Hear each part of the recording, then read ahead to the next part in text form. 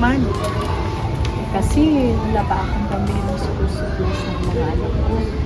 Pasukan na kasi sa June 16. Ano kaya ito? Eh, Mars, saan tayo sa Family Feud? Pwede tayo dun mga nanay. We, totoo? Mananalo kayo tayo? Bakit naman hindi? Subukan natin. Wala namang mawawala. Para sa school supplies. Para sa school supplies! Welcome to Family Feud! Okay, ang ating mga players for today ay ang Team Sexylicious! Sexylicious! Wow! Balabakan naman natin ang Team Sexylicious! Nandito din po ang mga gantang moms!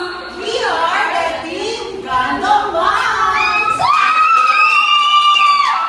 Okay, so welcome po sa Family Feud. Ang ating pong game ngayon ay single point round.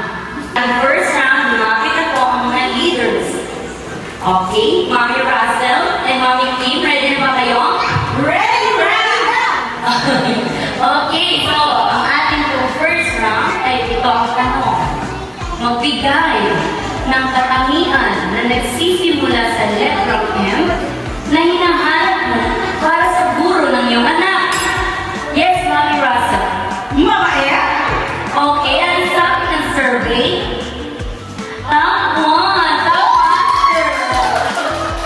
60 points. Okay, pass or play, Mommy Russell? Siyempre, play! Okay, let's play.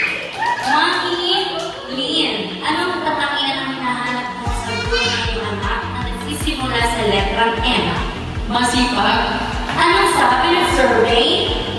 Masipag!